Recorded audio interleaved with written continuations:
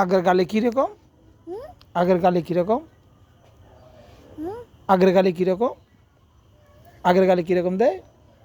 কি বলছো বুঝি নাই। তুমি সব ভুলে গেছো, হুম তুমি ভুলে গেছো আগের গালি কীরকম? আগের কালে ভুলে গেছি গা।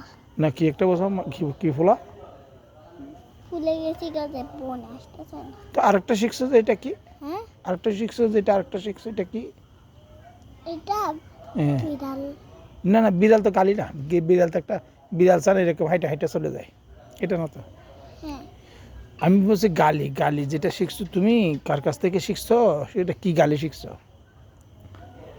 হুম আমার মামাকে শিখাইছে যে কি? খালি মাটি ফোয়া। মাগি ফোয়া?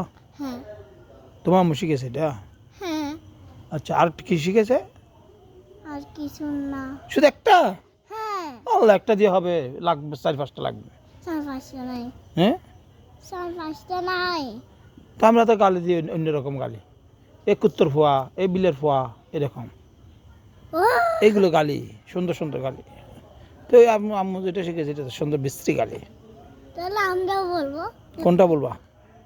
তোর ফুয়া হ্যাঁ, বিড়াল ফুয়া। কুত্তর ফোয়া হন যাইব, কিন্তু ওইটা বলা যাবে না। কোনটা তোমার আম্মু যেটা শিখেছে? বলবো যে কুত্তর ফুয়া। আমরা কি প্রাণী কুত্তা? ঠিক আছে, আমরা কি প্রাণী? আমরা কি জীব? হ্যাঁ, আমরা তো প্রাণী হলে ব্যাংকে যেতাম। ব্যাংকে আমরা কি আমরা কি প্রাণী? আমরা সাপ খাই না। হুম আমরা ব্যাং ডাকতেছে, বৃষ্টি আসতে পারে।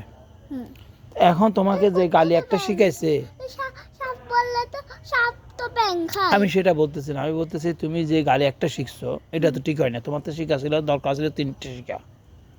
3টে যদি শিখতে পারতো তাহলে ঠিক আছিল। কেন? 3টে শিখলে সুন্দর হইতো। কিন্তু